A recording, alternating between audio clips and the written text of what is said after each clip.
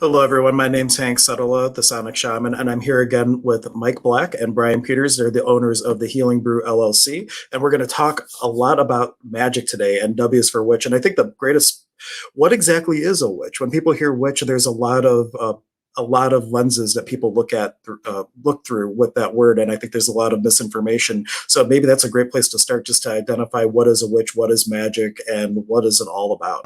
Oh, absolutely. My name is Bryan Peters. As you mentioned, I'm one of the owners here at the Healing Brew in Akron, Ohio. I actually do a monthly Wicca class. So we actually deep dive the topic of witch every month. And a lot of times what people don't realize is when you start saying the word witch is in its generalist forms is somebody who can use nature, the environment, energy to create something on their behalf. So in some regards, you can even have a Christian witch. So it's really not a religion per se. And I think this day and age, there's a lot of people out there who want to use it as a religious title, like, hey, I'm a witch, when in reality, what's your pantheon? What's this path that you're going down? Because there's so many of these cultures that have a bruja or have a witch or have that title, and it just culminates throughout the time. That's the easiest way for me to put it. I'm going to make sure I have put you on mute for a second while I talk. We have no headphones today, so we're being a little creative to make sure we don't get too much audio feedback. So that's a perfect explanation, because a lot of people think that it's a very key subset, and it's all encompassing. You could have a witch that's Buddhist then, or a witch that might be any other religion. That's something that can add to someone's existing practice versus having to be a practice in and of itself. Absolutely. And I'm going to throw Mike under the bus here for a second, because where he doesn't, I know he uses the witch title and stuff like that, but where he works very much with the angelic energies and the angelic magic. So there's far spectrums that go from everything from, and I don't want to identify someone on the darker side of things, but you have one spectrum of it clear onto the other spectrum of what we all call magic or witchcraft.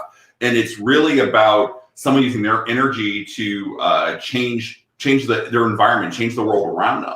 And so it's somebody who's doing positive thinking, or somebody who is doing mantras, or somebody who's doing all life comes to me with ease, joy, and glory. Is that somebody who is creating magic, creating change in their life just by changing their thoughts?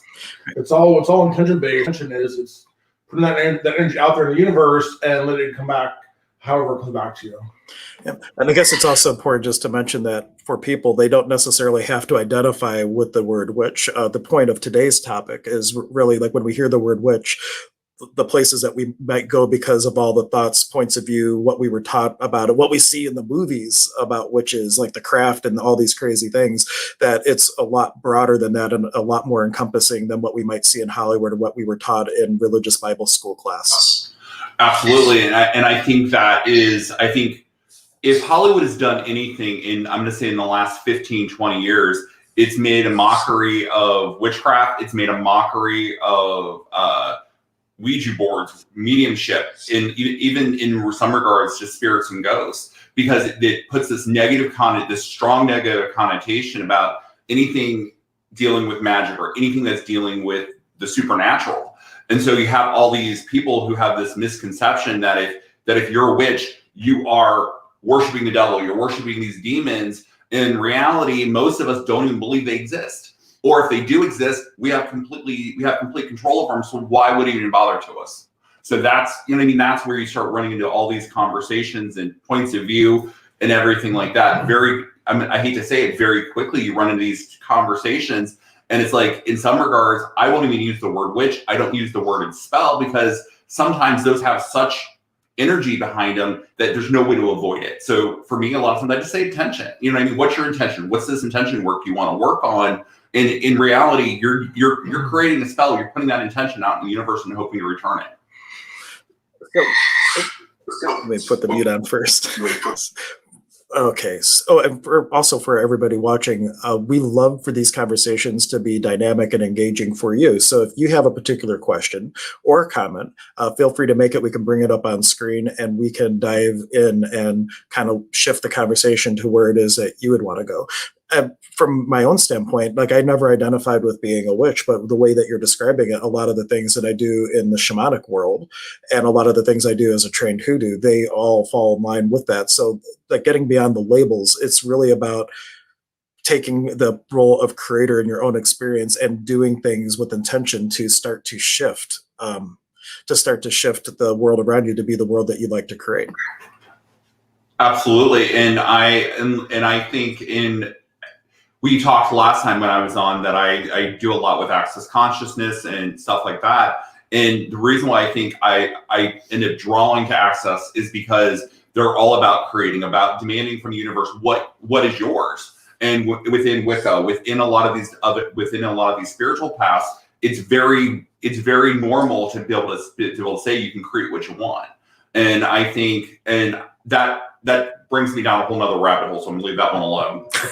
But you really have to kind of look at stuff as a whole and kind of figure out what you're looking for, what intention you're wanting, and go after it. And I think this day and age, you have a lot of people who like to tend to focus on the dark, the garbage, the stress, the things that don't matter, the stuff that really, truly is not something that's going to carry them forward. And that's where they want to live. And that's that intention they want to put out. So if your intentions can create $1 million for you, why can't your intentions create a whole bunch of garbage? And one of my favorite ones I always like to say, especially when it comes down to it, is you have this, you wake up in the morning and you go, today's gonna be a horrible day. My question is, did you create that horrible day by saying it's gonna be a horrible day, or was it already a horrible day to start with? My odds are you probably created it the morning you said it was gonna be a horrible day.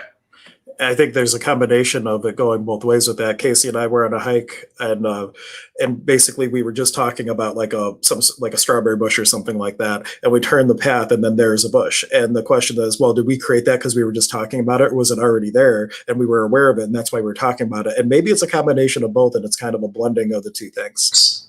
Oh, absolutely. I've said this the last few days, is magic is just what science hasn't proven yet. And so I always kind of go back to that a lot in talking about the science element. You know what I mean? We talked about last time with herbs, you have sage, you have all this stuff. It's wonderful energy work, and it lightens the mood. It makes people feel lighter and everything like that on a spiritual level. But when you start breaking it down on the science level, there's so much of this. It's a natural antidepressant. It helps create positive ions. It just does all this stuff scientifically. And I think in a lot of ways, science just hasn't caught up to most of us who are on these spiritual paths and trying to create more. They just haven't figured out how we're doing it yet. And that goes with Reiki, that goes with bars, that goes with all of it down the line. The any kind of energy work considered magic, it's because they just haven't proved how it works yet. Like they're already doing science research on Reiki, and that's why it's more prevalent in hospitals and nursing homes, and it's spreading around because they're actually proving the effects of what it does. But back, years ago, Reiki was magic. It was energy work. It's mystical, unknown. Absolutely. So, Hank, it's your show. So can I go down a dicey route and get yelled at? You can. You can. There's no rules. I know, but I just wanted to double check on it. So my question I always talk about is when you talk magic, it's like everyone's like, well, magic is only in the arena of the occult or those other religions. It's not within Christianity. And if you really think about it, think about Catholic Mass. Think about Catholic Mass on Sunday morning. They take bread and turn it into wine. So my question is the priest creating magic when he transforms that bread and wine into the blood and body of Christ? Or is it, or what is that process? Is that still considered magic? And it's absolutely, because you have a priest who's creating more with his intentions and thoughts. So and I'm sure we're going to get some comments on the Catholics out there. And if I do, I welcome them. But it's still, you still have to break it down. And that's, I think, comes down to a viewpoint. What is magic? What is that intention? What is the word magic, and what does it create? And I think for so long we get caught up in this mindset that magic has to be wizards and sorcerers and bad stuff, and it can't be the good, it can't be the healing, it can't be the positive energy as well. So it goes right back to education. What I was going to mention was like in Germany, there's like amazing cathedrals that were built there by the Freemasons and other contributors or whatnot. And Freddie Silva did a whole documentary on looking at the construction of these cathedrals. And as you look at the architecture, they were actually building as you walk through the church and leading up to the altar, to alter your state, that's why they call it an altar. It was actually sacred geometry and different things that would all help to balance the energy centers. So like they showed the cathedral and they laid over the chakra system over top of it, showing that as you were walking up, the shifts that would occur. There was even a labyrinth built right outside the door of this cathedral that you could walk before you would go in. So like there was a lot of knowledge and mystery and things contained in Catholicism, and things that just got more modernized and talked down of as we kind of poo-pooed on all the magical components. But I think it was really prevalent when it first started. Absolutely, and I think part of that stems from, I'm going to say, the 60s and 70s, when Wicca really started getting steam and really started pushing forward.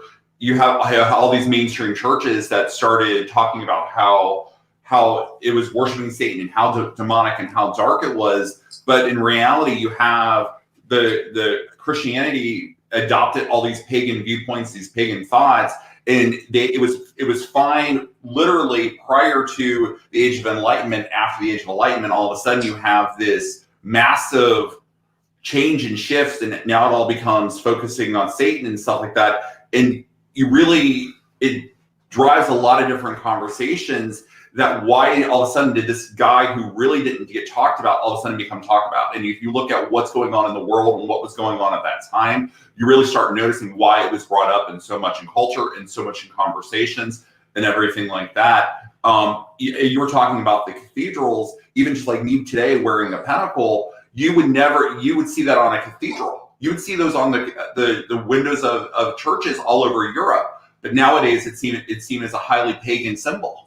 So it goes back to that talk. It goes back to that conversation. One of the other things that's kind of put through a lot of the cathedrals and a lot of the architecture in Europe are bind runes. They would actually build houses and use runic symbols from the Norse tradition, and they would actually have these like bind runes to ward for protection or for wisdom or a lot of different things. But you would see that a lot in the architecture, and that was all frowned upon. But and Freddie Silva does a really good job with his documentaries of talking about some of the things we're looking at. So if anybody wants to take a deep dive, I highly recommend check out Freddie Silva's work.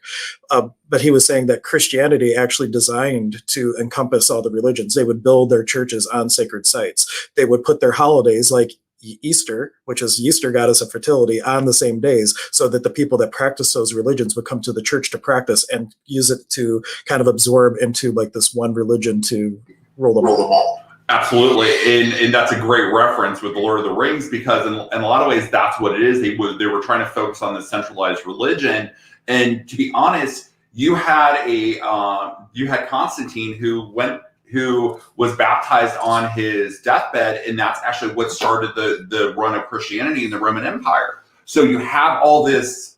You literally have a culture that was pagan one day, Christian the next. They adopted all their traditions, they adopted all this stuff and moved it forward and pushed forward. And so you really, and that's why if you start looking at the East, you have the veneration of the saints, you have the veneration of the dead, you have the veneration of ancestors. And so it's really, it was a melting pot of sorts. And I think we've gotten away from those melting pot ideas. And I think as more and more we like to label stuff, I think it's causing more of a disconnect and more of a distance between religions, cultures, and everything else. That's a whole conversation all by itself. And the other, now I just forgot what. And now I remember. And the Vatican, which is like the kind of the headquarters of the Catholic Church, they have one of the largest astrology resources in the world. And they also have a department of possession. And so there's like elements that show up in the magical world that people, like when we see the movies, Exorcist and things like that, are this like, oh my gosh, that's crazy, that's all Hollywood. But yet the church actually has a whole department dedicated to things like exorcism. So there is still a lot of crossover. Just people tend to have the blinders on and look at only what serves them in that moment and kind of poo-poo on the rest. It really is just that point of view of religion versus non. It's just. And you're absolutely right. There's a comment here from Luna who was talking about the religious dogma was long before Constantine, and that's absolutely right. And that's one of the reasons why Christ was crucified, is because he was trying to stand up to the church. He was trying to stand up to that. He was trying to stand up to that religious power of the time. Christ never set out to create a new religion. He was just trying to change and refortify his Jewish roots, his Jewish culture. He was just trying to make changes because he got sick and tired of them trying to make money off of it. And that was his big thing. That's why he's going through the churches flipping tables. It's because he was trying to refortify this and make changes. So, yeah, Hank, I apologize. You have me on the wrong topic to start talking about. No, I think it's good because we already have people saying, this is very interesting. Thank you, guys. We have Luna saying, awesome conversation of this. The wonderful thing about live streaming is if people really don't resonate with it, they can always go watch something else. And for the most part, most of my audience, I think, would fall into the category of recovering Catholic, or myself being a recovering Lutheran, because I had deep roots in religion and went through a huge crisis trying to get to the space where I was even willing to consider a different point of view, because I read Neil Donald Walsh's book, Conversations with God, which I was reading it, and thing after thing just resonated with me. But then I thought back to, oh my gosh, but if this is true, what if I'm wrong and I'm going to go to hell, and all this like chaotic thinking. It took a lot of effort to undo that programming that had been done in order to just have the willingness to follow my own knowing. That's my point of view too. I'm the same way. Things didn't resonate with me as I was going to church and things, but the more I thought about nature and the world around us, and being with, of that mindset and that framework and in that space, makes more sense for me. And I mean, you have a very fine viewpoint when it comes to the Bible, and the Christianity uses the Bible as their foundation, but there's so many works of the Bible that were never looked over, never brought into the picture as the Bible was actually being created. And so all these viewpoints of the God is the world around us and all this other stuff was kind of left out, because why would you, and once again, it goes back to, if you were controlling the masses, why would you want to give them that liberty of being able to worship wherever they were or wherever they are? Mm-hmm. So exactly. Yeah, for sure. Absolutely. It's just unfortunate that so many. Well, I think we're at a turning point, though. There's so many people now, especially with COVID, that really had time to take them out of this well-trodden wagon wheel rut that we've been in, that they were taken out of their routines and just could kind of sit, just stem themselves in their soul. You might be experiencing this too. I know God is Salit, like since the lockdown had been lifted, the stores like and crazy busy with people driving from out of state to come and shop and things like that. And it seems like people have this resonance that, you know what, maybe everything that I was doing, maybe there was more, and they don't know what it is, but now they're starting to seek. And when they start to come in from, being raised Catholic, but now they're like, well, how do I start with candle magic, and starting to shift into just the willingness to explore different things. I think a lot of that just had this setting period that we've all had, thanks to COVID. Something good came of it, the bless and the mess. Oh, absolutely. And I think COVID I hate to say this because I always get looks when I say it, I think COVID was a blessing in a lot of ways, because it gave families, it gave people this time to reflect and kind of focus in on themselves. And as they did that, I hate to say it also gave them a taste of mortality. And so as they're looking at this, they're going to have to look more at the bigger pictures. They're going to start looking at some of the world around them, and they're starting to realize they don't have a religious path. They don't have this religion to fall back on. And so now they're craving this knowledge. They're creating this viewpoint of what's out there, what's more to come, and what happens after we leave this planet.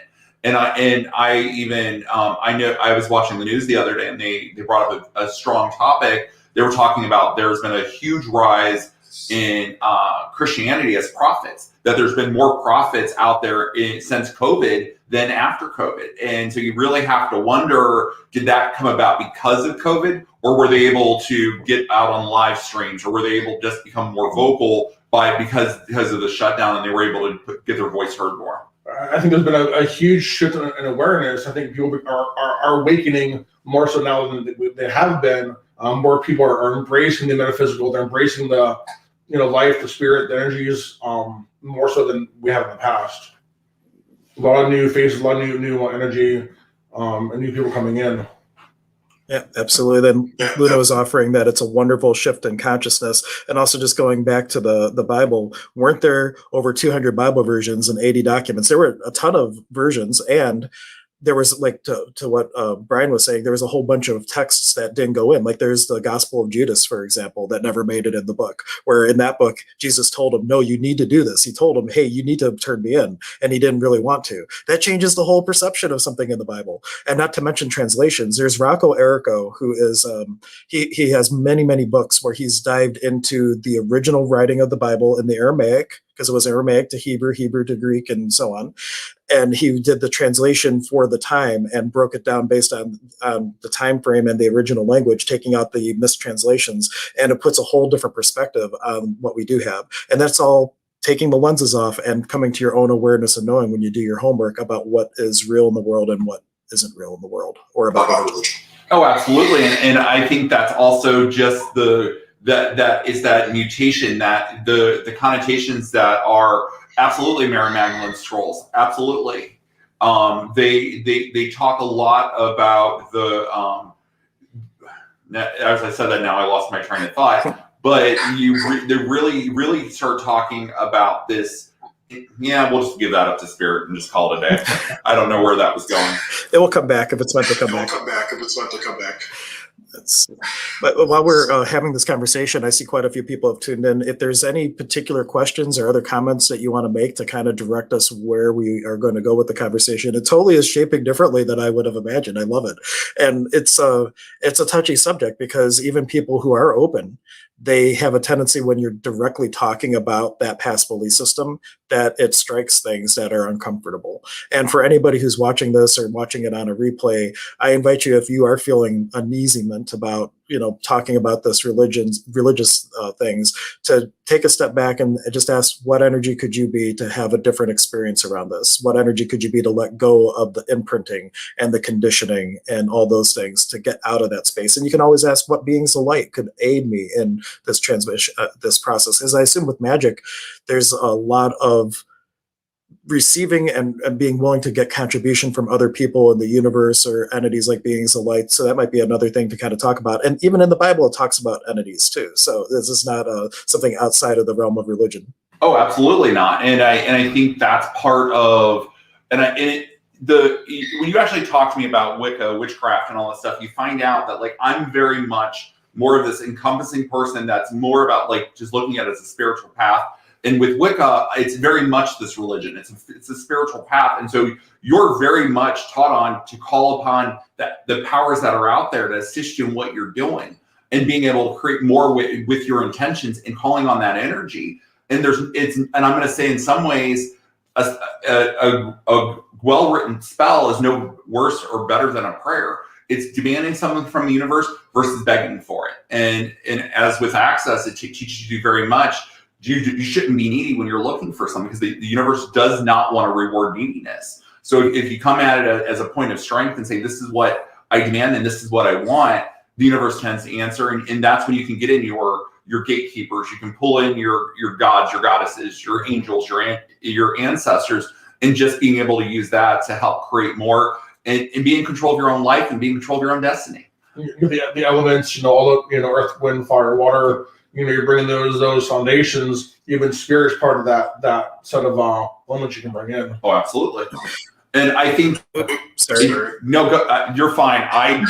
Within Wicca, you don't so much name gods by name per se. You look at it more as, you have the energy of a masculine god. You have this element of a female god. Yes, I can name them. Yes, if it allows me to give it, I can bring those into my path. But at the same time, it's very much just resonating with that energy of that masculine energy and seeing what I can do with that. And then identifying that there is a feminine energy and how I can resonate with that and use that to be able to complete me and be able to move forward with it. And it's very much just honoring nature, honoring elements. And you're going to find out that within Wicca, within shamanism, within a whole slew of the earth-based religions, what we say all sounds the same. It really, truly all sounds the same. It's just different words to get there. It really is that same vibration. One analogy I want to give everyone in the tradition of shamanism I practice, which is the Paco Kuna tradition of South America, the first exercise you do when you do the Hatan Karpai, the Great Initiation, is you go to some place that has representations of the divine feminine and a divine masculine. They often use a church, and you learn to connect with the masculine side and the feminine side. And then we'll go through the whole process, but the other one significant to our conversation is you find a tree, you connect with the tree, and you ask the tree to teach you how it takes all these elements to create something new, how it takes the water, the earth, the air, the sun, and it creates something new. And it's also a representation of bridging the worlds. It has the roots in the lower world, the trunk in the middle world, and the leaves are receiving from the upper world. So the tree is a great thing to look at to teach us how are we able to be in the world and create something different with all these resources that we have from the world and nature around us. Absolutely. And I think part of is that I think us having that ability to create tends to scare it. Scares it. I'm going to say it's scary to some people that are trying to control the masses, because if I can create my own destiny, if I can create what I need, and I don't have to go into a church and ask somebody to do it for me, or go into a church and ask somebody to give me to forgive me for those things that I've done, it creates a different connection with you and the divine. You're no longer needing that intercessor. You no longer need that middleman to complete those trains of thoughts and those abilities. So it's really about that connection. Yeah, you can make the connection yourself between you, your higher self, and divine, God, entity, creator, whatever you call this energy.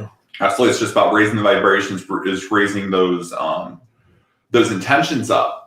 And I'm going to go back because I remember what I was going to talk about as we were talking about the scrolls, we're talking about Bibles, we're talking about all these books that were left out. I was going to, if anybody is interested, I would encourage you to read the Book of Enoch, especially if you are, if you're into astrology, if you're into angels. The Book of Enoch is absolutely mind-blowing, because so much of the Book of Enoch has been plagiarized throughout the Bible that you're going to read Enoch and you're going to be like, this all sounds very familiar. And it's very much gives you kind of this backstory of the angels and what was actually going on and what's the whole story. Question to pose to you, thinking about religion, and everybody's always creating consciously and unconsciously. And way back when religion was really first setting, we had a couple people who really got it and were mindful and could manifest in this way. But maybe was religion intended initially perhaps to help people that weren't creating consciously to not create destructively, and maybe it had a purpose, and that purpose is just done. Because I'm just thinking about it, everything has this evolution and purpose, and maybe not shut the door on the value of what religion had. It maybe served a huge purpose, and well, then again you had the Crusades and things, but that wasn't the purpose for which I think it was necessarily originally intended, but to give people a construct to not create destructively while they were stepping into their power as an infinite being. Oh, absolutely. And I think that brings up I always look at it as even the Bible talks about where three people are gathered, you can create more, God's present and everything like that. And I think as people gather together, you definitely can raise the vibration. You can bring in positive energies. You can bring in different stuff. So you definitely, that raises that vibration. It allows you to control more as a group. And so I really think you're absolutely accurate, because you have all these people, and to be honest, if you think about it, you had all these people probably tossing magic at each other, being destructive, trying to do all this stuff that was not helping the greater good. So now you can take these people who are I'm going to say more fragmented, and now give them a greater cause to help them move forward better and be able to contribute and make more. And really the original thing with religions, if you look at it, they're giving tools, like the kingdom of heaven lies within. The tools are sprinkled in there. It was the people in power that took those tools and then exercised a bit of control over it, and using the religion as an excuse to conquer. Like in Peru, when the Spanish came, they were coming to conquest and whatnot, and they actually used the blasphemy of the Bible as a reason to come in and take the city. They handed the Inca a Bible and said, here's our God. And the Inca took the Bible and he listens to it and he throws it on the floor saying, what good is a God that doesn't talk? And that's when they came in and took the city. And so religion was kind of used as this guy's, we're doing it in the name of good. However, it's kind of a double standard in a way that they're using. They did the same thing during the Roman times too. I mean, the people in power were losing control of the people, so they bring out this religion to help bring people back in the fold. Probably not in the best sense of words, but I mean, that's kind of what they use it for. Absolutely. I think also too is we didn't have a strong sense of,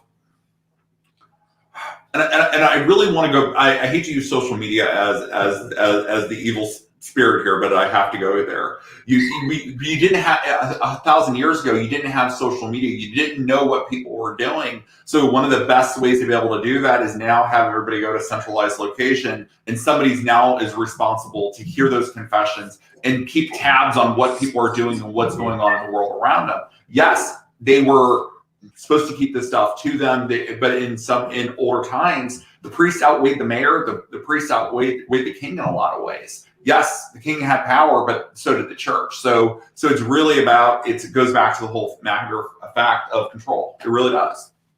So now that I'm ranting. Oops, sorry. If you hear him getting cut out from time to time, they didn't have headphones, so I'm hitting mute when I'm talking so we don't get the audio feedback. So I didn't mean to cut him off.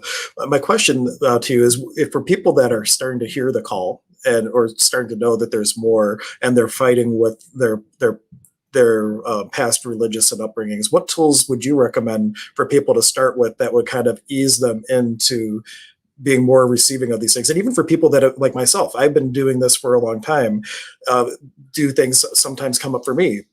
Absolutely. So just any tools to help people unprogram themselves and start to really step into their own knowing.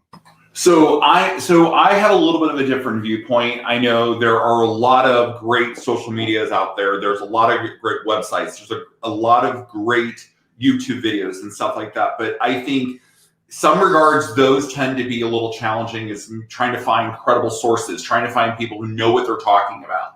And so I always kind of default and look at some of the books that have been in existence for a while. You have Scott Cunningham's Green Book, the Wicca book, that's been out for generations. There's a new one by Roderick is his last name. It's Wicca 365.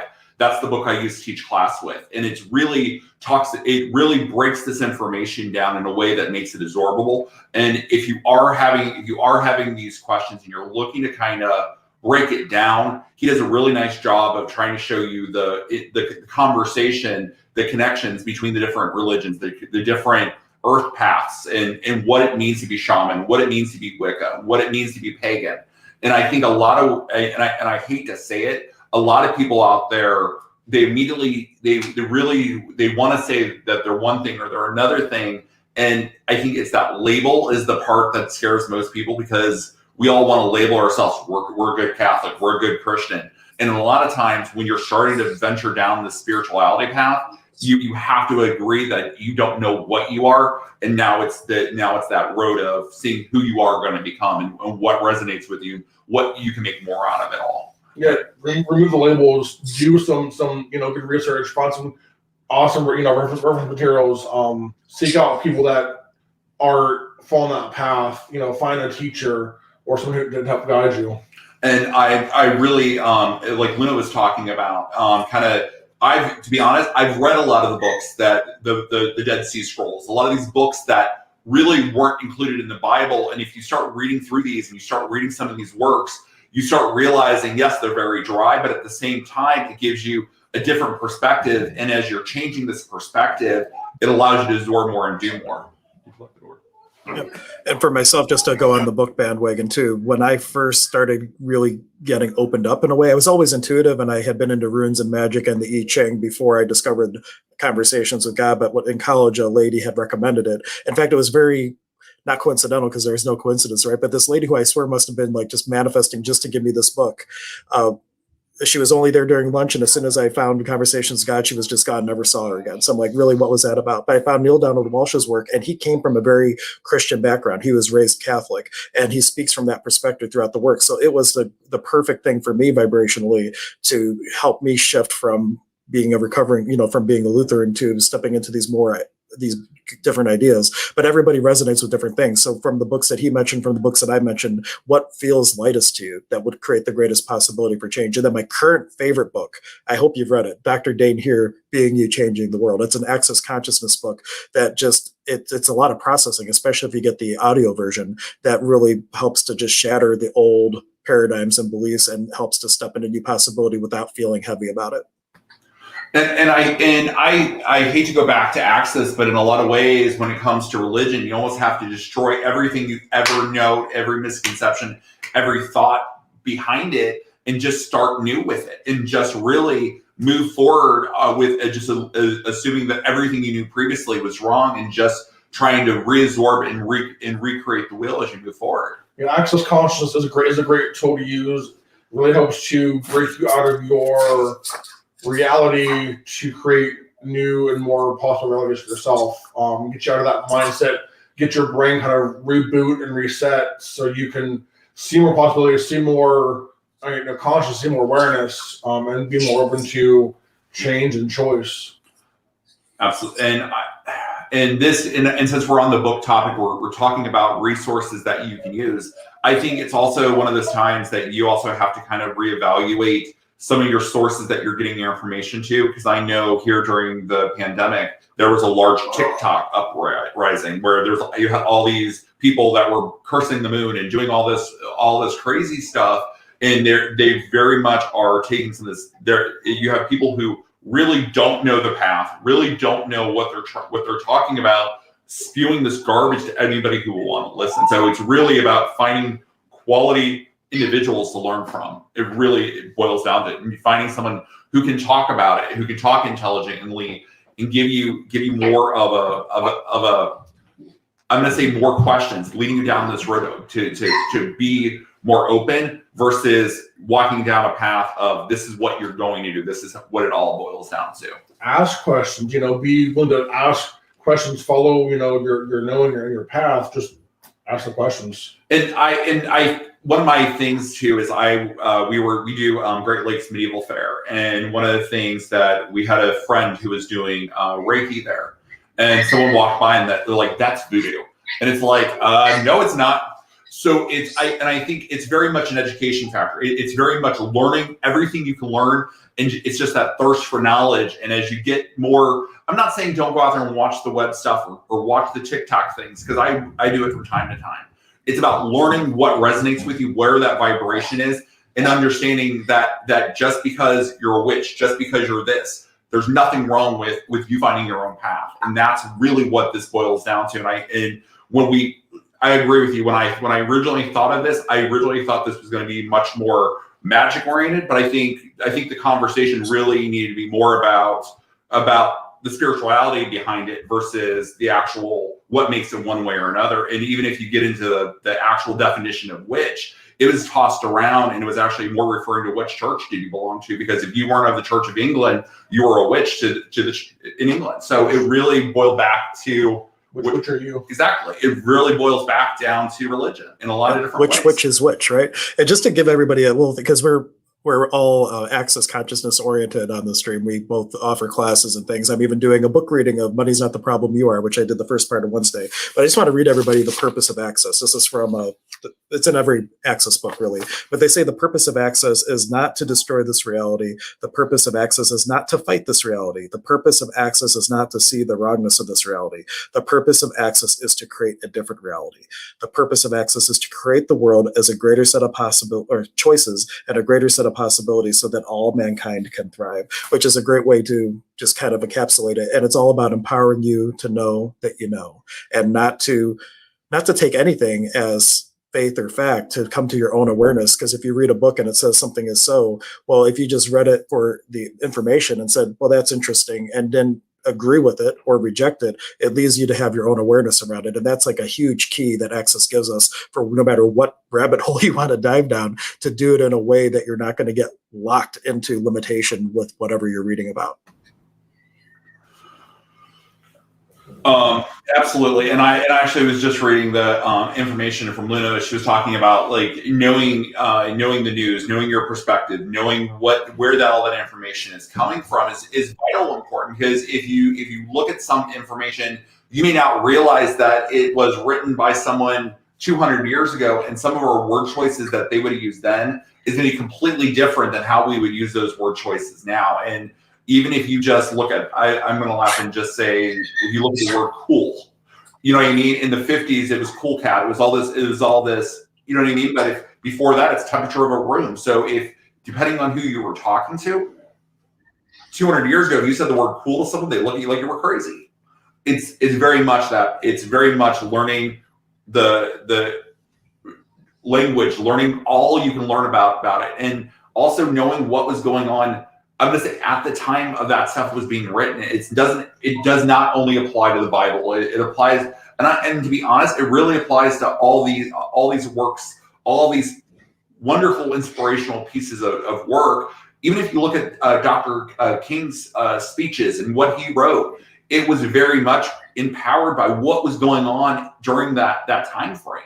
There's nothing saying that one is not better, one is not right. It's just you have to remember there were societal things going on both halves. You had a society affecting the Bible. You had a society affecting Dr. King. So it changes. It changes all of our viewpoints. It changes those perspectives. To that point too, that comes back to filters and knowing your sources and all that. I had a friend who we were going down a very polarized rabbit hole, and then he threw me a meme from Osho that was saying that you have to rebel, humanity is going to lose itself and all that. And it was so far out of context of this one particular Indian mystic that but it was perfect because he gave me that. And then I went up and looked up the whole verse and gave the definition of rebel, which is not somebody that thought something. It was somebody that held the space to get a different possibility, to go not against what was going on in the world, but to hold the space to choose something different. And so things are really taken out of context and looked at through all these lenses that when you consider the times and you consider the source and all that, and you consider the lenses that they're looking through, it can really help to help you see your own lenses and take those off and to start to have different possibilities for yourself. Oh, absolutely. And I think part of that also boils down to is when people want to start taking a work of art or taking the Bible or taking this speech or taking that, and they want to dissect it. And I think a lot of times when you dissect it, when you break it down, it loses the energy, it loses that vibration. Because now, as you break it down, break it apart, you're losing the entity as a whole. And I think that's what you have to remember is, I think Martin Luther King, the Bible, all these things were creating an entity, were creating a spirit by themselves. And when you start getting in there, you start breaking it apart, and you start over-analyzing, it really just loses so much, and it becomes a different beast altogether. I'm doing a lot of talking this time, by the way. You're allowed to. No, you're fine. Go for it. You're allowed to. I know, but I felt bad because I'm over talking Mike, so I just want to keep looking up. Or do you have something? You're good. Yeah. So, but Mike, did you have something you wanted to contribute? Now we'll put you on the spot. I'm good now. Go for it. I'm trying to think. I just had a thought. What was it? Come back, thought. Well, we'll ask the audience, is there any particular questions or comments that you want to ask? We have a bit of time left. We have to end about 5 minutes till because I'm on another stream after this. I'm on Lilydale Blog Talk Radio with Angie Hewitt, which is also going to be streaming to my channel. So you can tune in for that if you want another conversation with me. I'm doing a lot of talking this morning. It's like my second out of 3 streams. But if you have any particular questions about the magic, religion, spirituality, this is all like a great time to ask all these things. And I still haven't thought about what I was going to think about. So if you were to tell, I'll just unmute you again and let's see if anything comes to your mind, if you have an inspiration to share. Oh, inspirations? Oh. Well, anything. There's no rules. I know there's no rules, but all I'm going to say is that at this time and age, with everything that's going on, with all this craving for knowledge out there, I really want to kind of encourage people to deprogram from the social media versions of witchcraft or of magic, deprogram from Hollywood, deprogram from this archaic notion that anything that's not Catholic, Christian is wrong and dark. And so people really have to get out of that mindset, because as they move forward with spirituality, as they move forward on all these different paths, I think it clouds their judgment. And so they assume that every time they turn a corner, there's the big old bad demon or the big old bad devil. And in reality, that's not what you're looking at. You're just looking at it. It's looking at it as a whole versus looking at it as one supreme being. And I think you have to remember that there's two sides to every coin. And I think that's the biggest thing to remember is all the deities that are in the pagan house, all the deities that are in almost every other religion in the world have two sides. You have a deity that is all about death and destruction, but on the flip side, they're the midwives. They're the ones that are ushering those forth to the other underworld. So it's really, you have this duality, and I think we have to remember there's that duality in the world, but not everything is negative, not everything is positive. There is no definition of evil. And I think that's really what people need to kind of define for themselves, is what is their definition of evil? What is evil? And if you can, when you get that definition down, that can allow you to grow in more ways than ever. And that was one of the first classes, and that's actually what started the conversation with you, is what is witch? It's really what is witch? What is spirituality? What is the devil? What is evil? What is magic? Make those definitions, write out those definitions, and then go find your spiritual path that aligns with those definitions. And I think that would allow people to grow the most, because as you're looking at those definitions, it's going to allow you to grow. And just to tag along with Bryan, where he was going was, I'm going to jump back to access for a second, is take everything as an interesting point of view. Okay, so everyone has their own point of view. So what is your point of view? What is their point of view? And just go from there. From that standpoint, is just look at from that basic level, is what everyone's saying. You've got Hollywood showing all these things on TV and movies, all the negative connotations. Well, that's their point of view. What is your point of view on that? Where do you take that from, and build your own kind of ideas on deals of where things are at? Absolutely. And Hank, the only thing I was going to say is, if anybody has not got sick of me talking or sick of Mike talking, we are actually going to be doing some lectures in Girard, Ohio at the Metroplex on the 27th and the 28th of February. So if you guys want to come out, we'll be talking more about access. Mike's going to talk about his experiences and what brought him to access.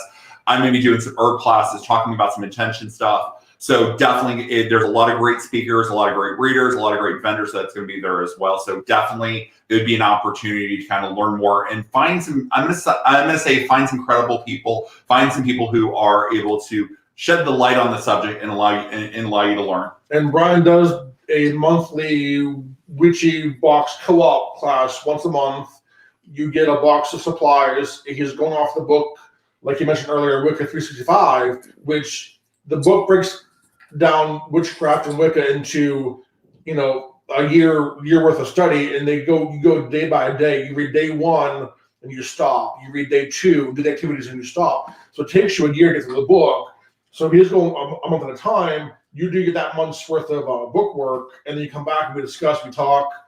We do offer virtually for those who can't make it out or want to attend but can't make it here. We will on Facebook, live. And then we do have a Oracle card class coming up. I'll just kind of, put that out there too. Tomorrow, as a matter of fact, we're doing a card because I'm also psychic intuitive. So me and one of our owners, Stephanie, who's also a psychic medium, we're doing a card class on Saturday for learning how to work with your intuition and opening awareness up, and working that psychic muscle that everybody has. Just not everybody uses all the time. It's like a muscle, you have to work it out. So we're doing that on Saturday as well.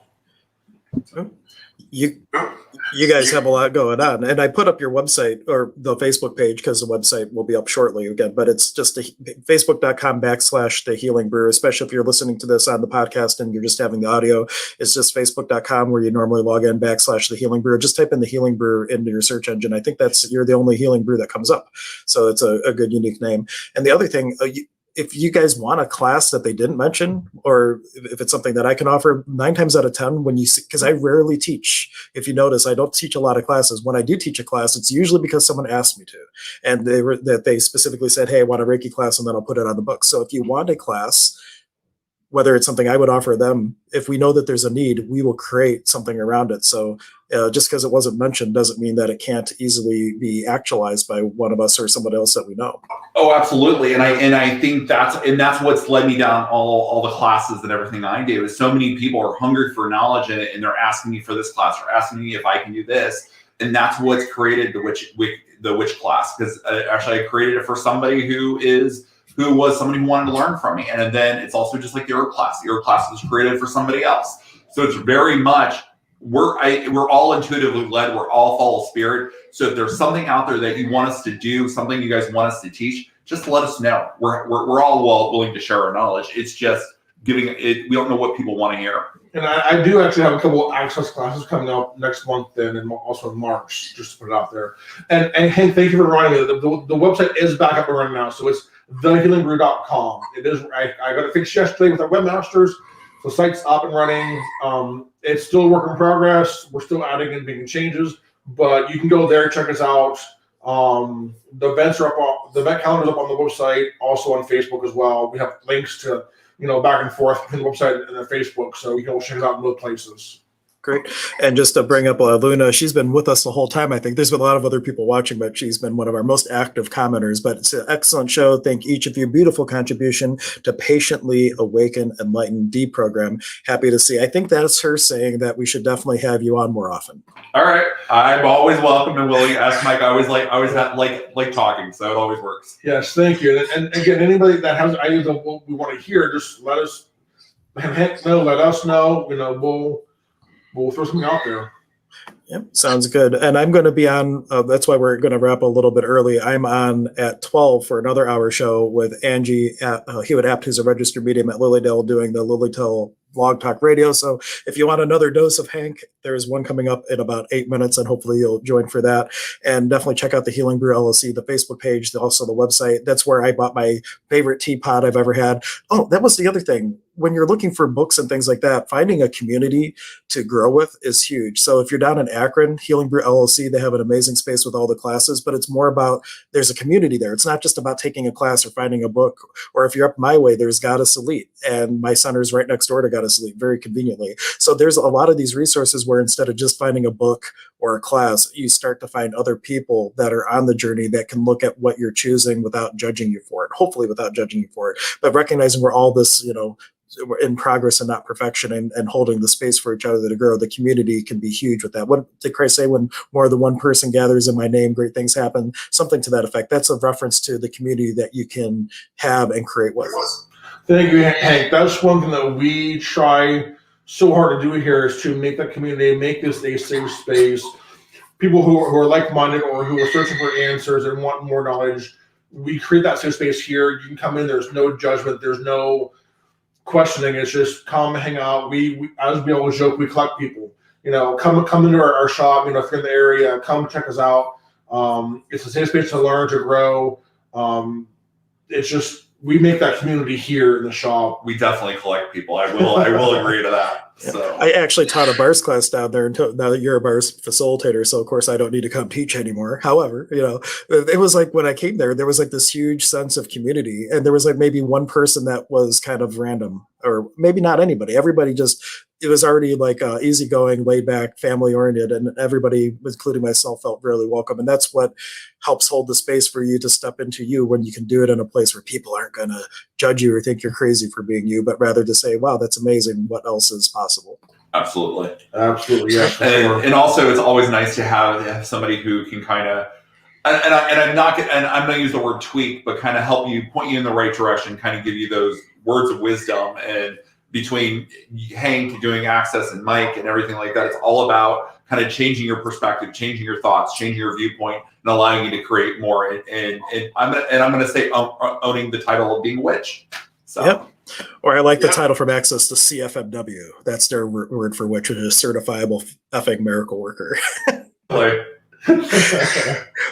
guys. So thank you, everyone, for attending. Hopefully we will see you on the next stream, and we'll catch you next time. Thanks, guys. Thank you.